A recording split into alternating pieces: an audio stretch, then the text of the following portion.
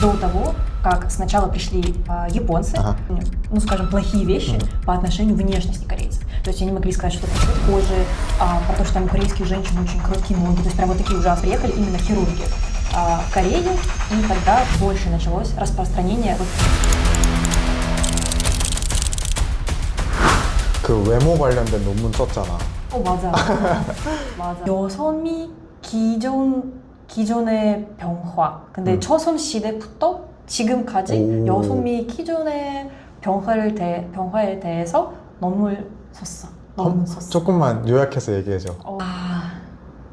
근데 먼저 이런 논문을 시작한 이유는 원래 한국 그 유교 사상 그런 거 있었는데 그거를 원래 여자가 그 외모 같은 거 상관없었어. 그 제일 중요한 거는 그냥 건강, 뭐 아이를 낳은 거. 그래서 아마 16세기? 16세기까지 뭐 여성미 같은 거 뭐 시도 안 썼고 뭐 그냥 아무도 관심이 없었어. 근데 뭐 막 이렇게 지금은 여성비 기준은 뭐 남성보다 좀 심각하지 않을까 생각해. 그래서 난 그냥 왜 어떻게 그런 거 시작했지? 된 거지? 맞아. 그래서 난 좀 연구 하다 보니까 사실 그거는 뭔가 일본 японская оккупация, японская в общем. 아까 일본의 치하 시대에 있을 때, оккупация, которая мы же под Японией. 1910년부터 Да, наверное, на русском продолжу. Ну, давай. Окей.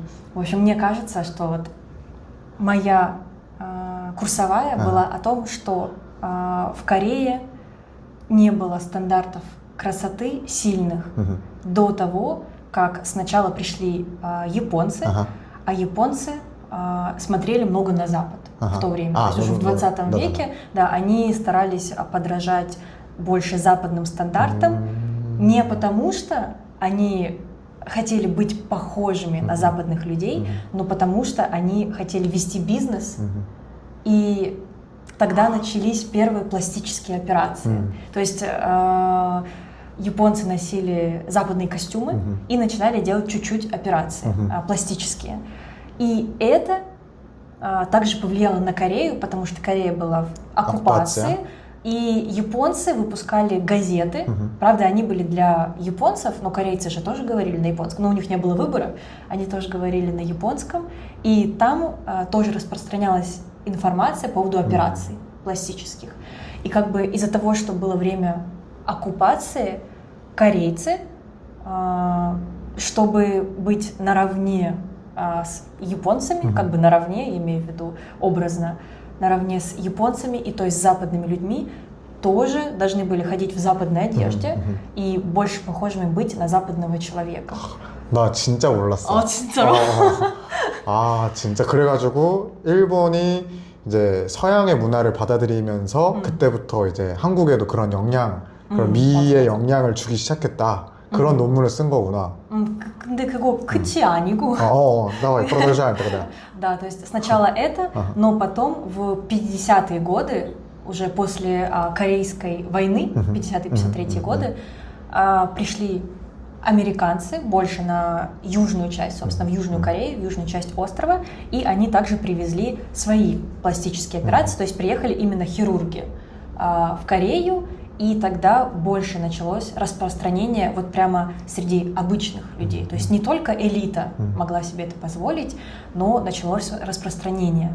Дальше в Корее появляется телевидение, это, кажется, 60-е годы, телевидение, и начинают показываться также западные передачи. То есть, например, корейских актрис, чтобы назвать их красивыми, их сравнивали с американскими актрисами, с французскими актрисами. Я помню, что кого-то из корейских актрис называли корейской Софи Лорен, например. То есть начали больше смотреть на западные. Западные. Да, и самое главное, что как бы это произошло очень естественно, потому что Америка, ну можно сказать, тоже немного оккупировала южную часть полуострова, и как бы везде появились американские рекламы, американские фильмы, то есть даже показы мод. Корейцы за этим все наблюдали, и тоже для них появились определенные стандарты красоты. Более того, американские политики или ну, просто как, скажем, чиновники, они позволяли себе говорить, например, в телевидении или в газетах у себя какие-то очень, ну, скажем, плохие вещи по отношению к внешности корейцев. То есть они могли сказать что-то про цвет кожи, про то, что там у корейских женщин очень короткие ноги, то есть прям вот такие ужасные вещи.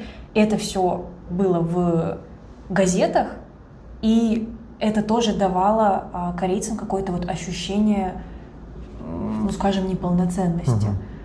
И такие вещи тоже заставляли, например, там, пытаться как-то изменить форму тела. То есть, например, для корейцев не свойственно, вот, например, как вот S-line, фигуры песочные часы. Это вот только если очень сильно заниматься спортом, сидеть на диетах, может быть, даже делать операции. Например, для девушек вот такой фигуры, она как бы не очень свойственна. Но по телевизору показывают именно такое. Да. И все старались этому следовать, хотя это невозможно.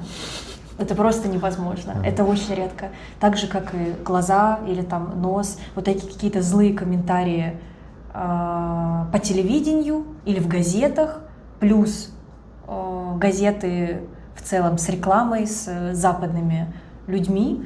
Это все очень сильно наслаивалось, и пошел больше стандарт на как бы такой не просто западный тип, а смешанный как бы корейские стандарты красоты.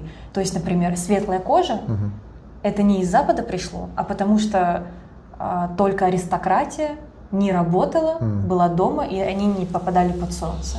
То есть это пришло из корейских старых времен, но при этом какие-то вещи, то есть там глаза большие, это с Запада пришло. То есть влияние из Запада. Да. 네, 그렇구나. 너 많이 얘기해. 아니야. 너무 재밌었어. 오케이.